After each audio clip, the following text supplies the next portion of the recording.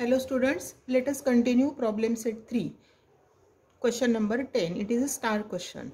In figure 3.90, seg AB is a diameter of a circle with center C.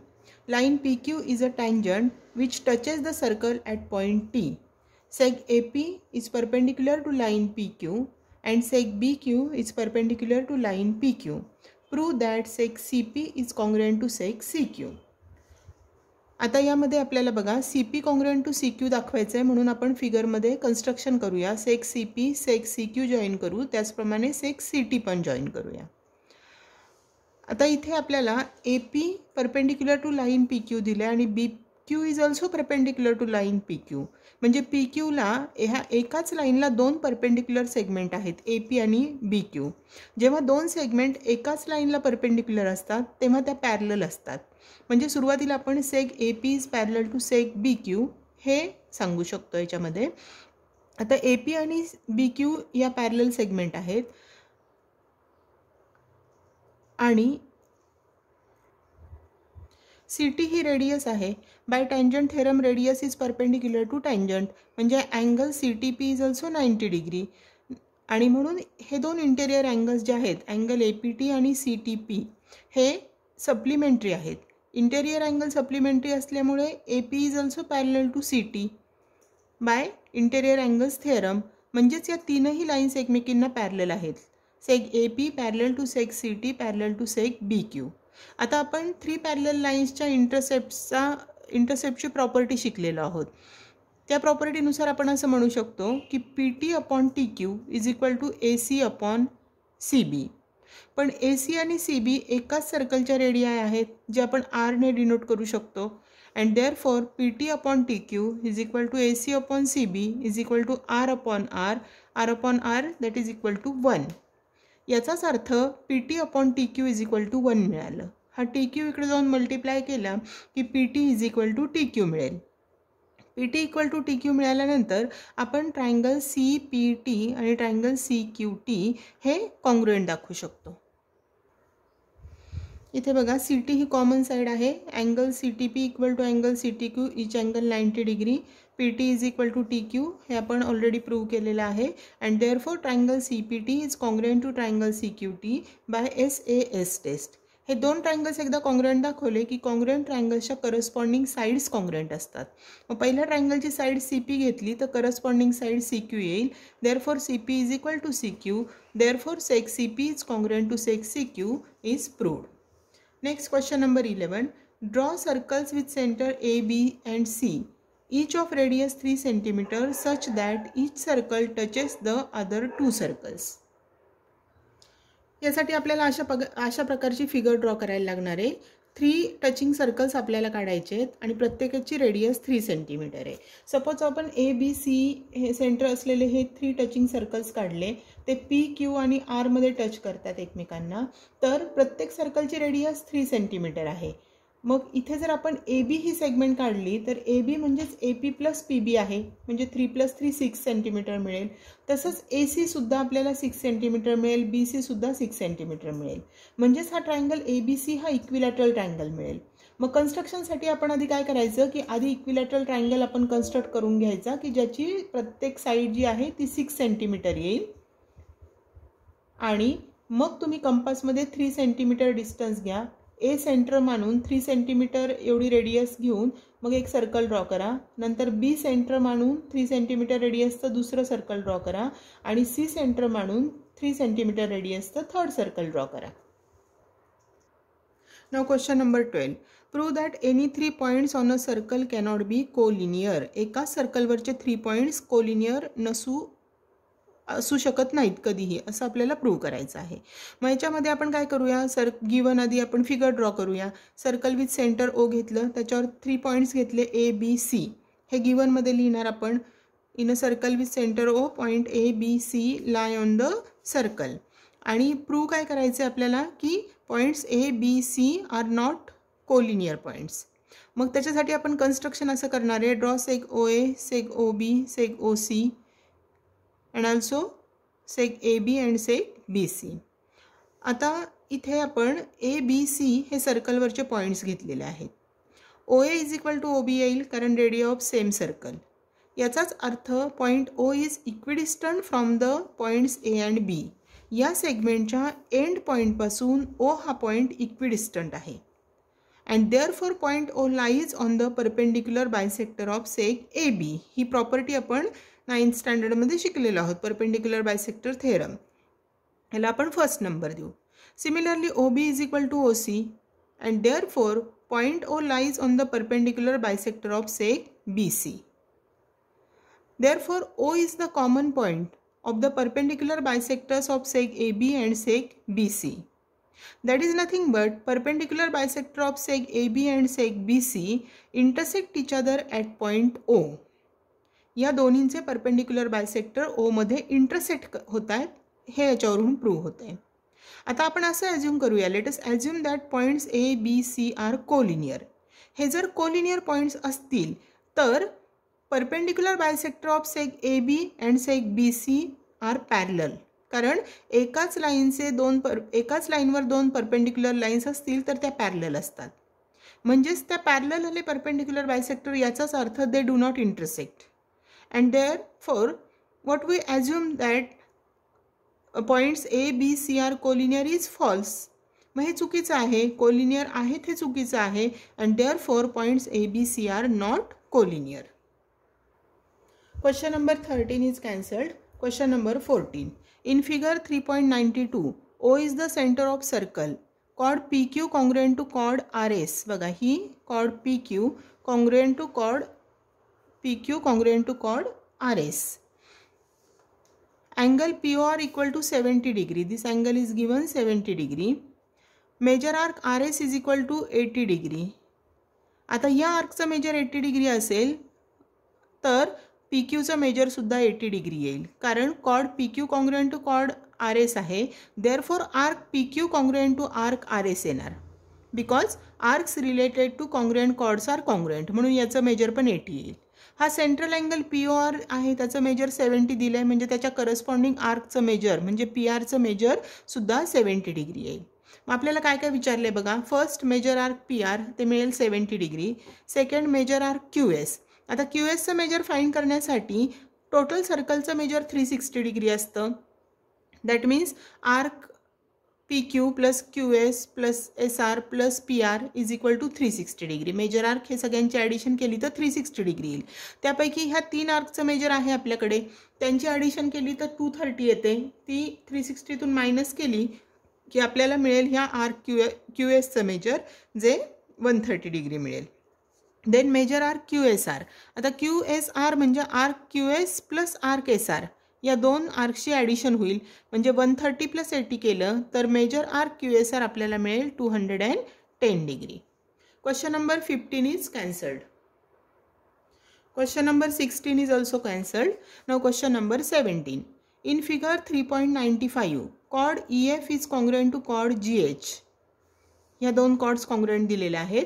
Cord E G is congruent to chord F H. ह्या दोन parallel आहेत, E F आणि G H parallel आहेत. E G आणि F H ह्या congruent आहेत. Fill in the blanks and write the proof. Draw seg G F. ही segment draw करायला सांगितली. बघूया आपण प्रूफ आता. Angle E F G equal to angle F G H. E F G is equal to angle F G H. कुठल्या प्रकारचे angles आहेत हे? या दोन पॅरलल लाईन्स दिलेल्या आहेत. ही त्यांची ट्रान्सव्हर्सल असेल तर हे दोन अल्टरनेट अँगल्स होतील, म्हणून फर्स्ट ब्रॅकेटमध्ये येईल alternate angles. Now angle E F G is equal to dash inscribed angle theorem. Inscribed angle थेरमप्रमाणे ई एफ जीचं मेजर या आर्क इंटरसेप्टेड आर्कच्या हाफ असतं, that is equal to half measure arc E G होईल. त्याचप्रमाणे angle F G H या अँगलचं measure त्याच्या इंटरसेप्टेड आर्कच्या हाफ होईल, is equal to half measure arc F H. Reason inscribed angle theorem. पण हे दोन अँगल्स इक्वल आहेत इक्वेशन 1 वरून, म्हणून त्यांच्या एल एच एस इक्वल आहेत, म्हणून आर एच एस इक्वल येतील. Half measure arc E G is equal to half measure arc F H होईल. हाफ हाफ कॅन्सल झाला की पुढे आपल्याला मिळेल measure arc E G is equal to measure arc F H from 1, 2 and 3. E G आणि F H ह्या arc congruent मिळाल्या तर त्यांच्या करस्पॉन्डिंग कॉर्डसुद्धा कॉन्ग्रुएंट असतील. And therefore chord E G is congruent to chord F H. Reason chords corresponding to congruent arcs. Question number 18 is cancelled. Question number 19. In figure 3.97, circles with centers C and D touch internally at point E. D lies on the inner circle. Chord EB of the outer circle intersects the inner circle at point A. Prove that sec EA is congruent to sec AB. EA is congruent to AB असं prove करायचं आहे. मग त्यासाठी आपण draw seg ED and seg DA हे construction करूया. आता हे दोन टचिंग सर्कल्स असल्यामुळे, इंटरनली टचिंग सर्कल असल्यामुळे त्यांचा टचिंग पॉईंट आणि सेंटर्स हे कोलिनियर असतात and therefore E', C', D असं आपण म्हणू शकतो by theorem of touching circles. आता ED ही डायमीटर होणार आहे, म्हणजे हे सेमी सर्कल होणार आहे and therefore angle EAD equal to 90 degree because angle inscribed in the semi circle is 90 degree. आता आपल्याला या फिगरमध्ये जर आपण बघितलं तर BE ही मोठ्या सर्कलची कॉर्ड आहे आणि हा 90 डिग्री अँगल मिळाला EAD, म्हणजे DA is perpendicular to chord BE आणि perpendicular drawn from the centre of a circle to the chord bisects the chord ही सर्कलची प्रॉपर्टी आहे. Using that property we can say that seg EA is congruent to seg AB. Question number 20. In figure 3.98, sec AB is diameter of a circle with center O. The bisector of angle ACB intersects the circle at point D. Prove that sec AD is congruent to sec BD. बघा, sec AD congruent to BD आपल्याला दाखवायचं आहे म्हणून आपण त्या segment draw केल्या. त्याचप्रमाणे sec OD draw केलेली आहे. आता आपल्याला हे प्रूफ कंप्लीट करायचं आहे. ड्रॉ sec OD सांगितलेलं आहे. Now angle ACB equal to dash reason angle inscribed in semi circle. बघा आता ACB हे सेमी सर्कलमध्ये इन्स्क्राइब्ड असलेला अँगल असल्यामुळे त्याचं मेजर मिळेल 90 डिग्री.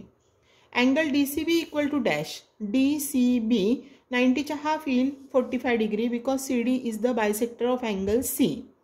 Measure arc DB. आता हा जर 45 डिग्री मिळाला तर त्याची इंटरसेप्टेड आर्क इन्स्क्राइब्ड अँगलच्या थेरमप्रमाणे हा इंटरसेप्टेड आर्कचा हाफ असणार आहे, म्हणजे ती आर्क डबल येईल. 45च्या डबल केली तर मिळेल 90 डिग्री. Angle DOB. आता ह्या आर्कचं मेजर 90 डिग्री मिळालं की तिचा जो सेंट्रल अँगल आहे हा त्याचं मेजरसुद्धा 90 डिग्री मिळेल. Definition of measure of an arc. Seg OA is congruent to seg OB. OA आणि OB ह्या रेडिया ऑफ सेम सर्कल आहेत, देअरफॉर दे आर कॉन्ग्रुएंट. आता इथे आपल्याला DO हा परपेंडिक्युलर मिळाला ABला आणि OA is equal to OB आहे रेडिया ऑफ सेम सर्कल असल्यामुळे. याचा अर्थ लाईन OD ही सेक ABची परपेंडिक्युलर बायसेक्टर आहे. ती परपेंडिक्युलर पण आहे आणि बायसेक्ट पण करते. Therefore line OD is perpendicular bisector of seg AB from 1 and 2 and therefore seg AD is congruent to seg BD. कारण का तर D हा पॉईंट परपेंडिक्युलर बायसेक्टरवर लाय होतो and any point on the perpendicular bisector is equidistant from the end point of that segment. म्हणजे D हा point A आणि B पासून इक्विडिस्टंट आहे. याचाच अर्थ seg AD is congruent to seg BD. Now question number 21. In figure 3.99, sec MN is chord of a circle with center O. MN is equal to 25. L is a point on chord MN such that ML is equal to 9. Distance OL is equal to 5. Find the radius of the circle. आता MN ही chord दिलेली आहे 25. आपण construction करूया. Draw seg OP perpendicular to sec MN. So perpendicular drawn from center of a circle to the chord bisects the chord and therefore MP is equal to PN is equal to half MN होईल. Half MN म्हणजेच half into 25 म्हणजेच ते मिळेल आपल्याला 12.5. PN पण 12.5 आहे, MP पण 12.5 आहे. त्यापैकी ही MN आपल्याला दिलेली आहे 9. मग ही PL सेगमेंट काढायची असेल तर 12.5 मधून 9 मायनस केले तर ही आपल्याला मिळेल 3.5. आता आपल्याला radius of the circle find करायचं आहे. त्याच्यासाठी आपण सपोज सेक ON ड्रॉ करून घेतली तर ON ही रेडियस आहे. ही 12.5 दिलेली आपल्याला, ही फाइंड करायची आहे. मग ही जर लेंथ OP आपल्याला माहिती झाली तर त्याच्यावरून आपण पायथागोरस थेरमवरून आपण ON फाइंड करू शकतो. मग आपण आधी OP काढण्याचा प्रयत्न करूया. त्यासाठी आपल्याला right angle triangle OPL consider करायला लागेल. मग या राईट अँगल ट्रायंगलमध्ये OP² + PL² = OL² by Pythagoras theorem. त्यापैकी PLची व्हॅल्यू आपण काढून घेतली आहे 3.5 आणि OLची दिलेली आहे 5. त्या किमती ठेवल्या इथं, स्क्वेअर केला, नंतर 20 हा स्क्वेअर जो आहे स्क्वेअर टर्म इकडे नेली मायनस केली तर OP स्क्वेअर मिळेल 12.75. याचं स्क्वेअर रूट निघत नाही म्हणून हे आपण असंच ठेवलं, स्क्वेअरच्या फॉर्ममध्येच ठेवलं. आता दुसरा राईट अँगल ट्रायंगल कन्सिडर करू आपण, ट्रायंगल OPN. इथे परत आपण पायथागोरस थेरम वापरला तर ON हा हायपोटेनस आहे. Therefore ON square is equal to OP square plus PN square. OP स्क्वेअरची किंमत डायरेक्ट मिळाली आपल्याला 12.75 आणि PN ची व्हॅल्यू आहे 12.5. त्याचा स्क्वेअर केला तर मिळेल 156.25 प्लस 12.75 ॲड केले तर मिळेल 169. ही व्हॅल्यू मिळाली ON स्क्वेअरची. Taking square root of both sides, ON is equal to 13, but ON is nothing but radius of the circle and therefore radius of the circle is 13. Now question number 22 is cancelled. Question number 23. In figure 3.101, two circles intersect at points M and N. Secants drawn through M and N intersect the circles at point R, S and PQ respectively. Prove that seg SQ is parallel to seg RP. याच्यामध्ये आपण construction करूया, सेग MN draw करूया. सेग MN draw केल्यामुळे हा quadrilateral MRPN हा cyclic quadrilateral होईल आणि या सायक्लिक क्वाड्रिलॅटरलचा हा अँगल MNQ एक्सटेरियर अँगल होईल. आपण सायक्लिक क्वाड्रिलॅटरलची एक करोलरी बघितलेली आहे की measure of exterior angle of cyclic quadrilateral is equal to the measure of its remote interior angle. हा त्याचा इंटेरियर अँगल आहे, हा त्याचा रिमोट इंटेरियर अँगल होईल. म्हणजे आपण असं म्हणू शकतो की angle MNQ is equal to angle MRP. MNQ हा एक्सटेरियर अँगल आहे, that is equal to angle MRP. याला फर्स्ट नंबर देऊया आपण. त्याचप्रमाणे quadrilateral MNQS is also cyclic quadrilateral. त्याचे अपोजिट अँगल सप्लिमेंटरी असतील म्हणजे angle MNQ and angle MSQ या दोघांची ॲडिशन 180 डिग्री येईल. पण MNQचं मेजर आहे MRP, आपल्याला इक्वेशन 1 मध्ये मिळाले. इथे MNQ ऐवजी आपण अँगल MRP ठेवला तर angle MRP plus angle MSQ equal to 180 degree मिळाली. MRP is nothing but SRP, same angle with different name आहे बिकॉज R'-M'-S आहे, म्हणजे याच्याऐवजी आपण SRP ठेवू शकतो. आणि angle MSQ is nothing but RSQ, याच्याऐवजी RSQ ठेवलं that is equal to 180 degree. म्हणजे बघा SRP प्लस RSQ ह्या दोन अँगल्सची सम 180 डिग्री आली. पण हे दोन अँगल्स सेग RP अँड सेग SQ या दोन सेगमेंटमुळे होणारे इंटेरियर अँगल्स आहेत आणि ते इंटेरियर अँगल्स आपल्याला सप्लिमेंटरी मिळाले. त्यांची सम 180 आहे म्हणजे ते सप्लिमेंटरी मिळाले आणि म्हणून by interior angles theorem seg SQ is parallel to seg RP.